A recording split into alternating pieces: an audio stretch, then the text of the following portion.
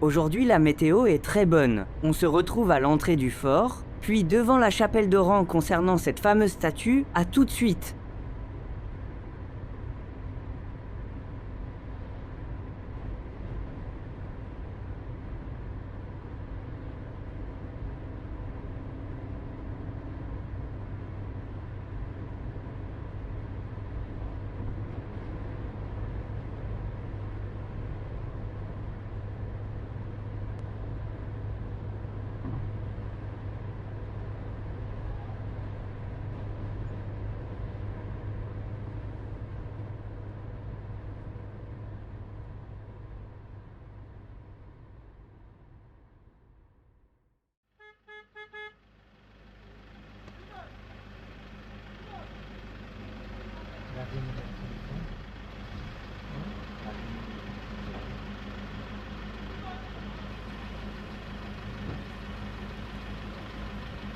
Caméra au point, accompagné de mon chauffeur Yassir, nous entamons l'exploration du fort de Santa Cruz, édifié au XVIe siècle par les Espagnols, après la prise d'Oran en 1509.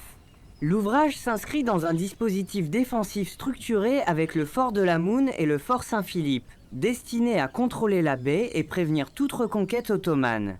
Sa position en hauteur répond à une logique militaire claire: surveillance, communication visuelle et domination stratégique du territoire. Le fort adopte une architecture militaire adaptée aux contraintes du relief, avec des remparts épais, des bastions angulaires et des espaces intérieurs fonctionnels. Les matériaux utilisés, principalement la pierre locale, témoignent d'une construction durable orientée vers la résistance aux sièges et aux bombardements. Après la reconquête ottomane en 1792, le fort est partiellement remanié, avant d'être réinvesti et consolidé durant la période coloniale française, au XIXe siècle, avec des adaptations techniques liées à l'évolution de l'artillerie. Nous poursuivrons l'analyse sur place avec des éléments plus précis concernant les structures internes du fort et l'évolution de ses usages. À tout à l'heure après la visite du fort concernant la statue rapatriée. Et si ce genre de visite brute et sans filtre vous parle, pensez à rester jusqu'au bout. Ça aide vraiment la chaîne à proposer plus de tours comme celui-là. Allez, on continue la balade. Suivez-moi.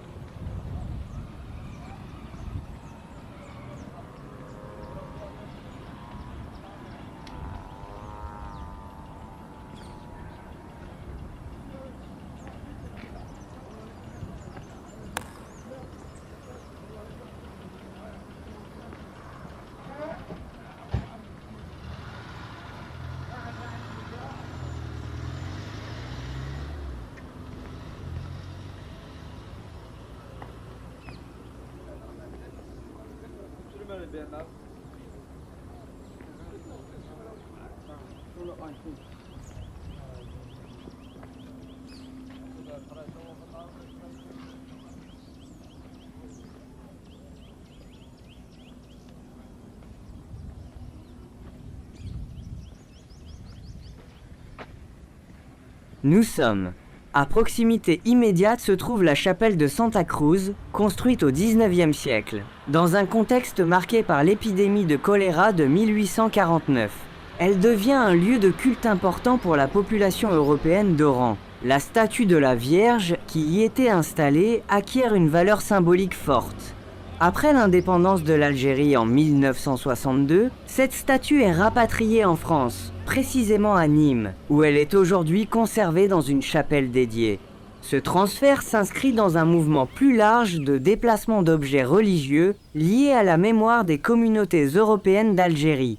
Pourtant, le sanctuaire reste classé monument national algérien, restauré par l'État algérien entre 2014 et 2018. Que s'est-il vraiment passé? Qu'est-ce qui a été conservé sur place? Pourquoi ce lieu continue-t-il d'attirer les regards?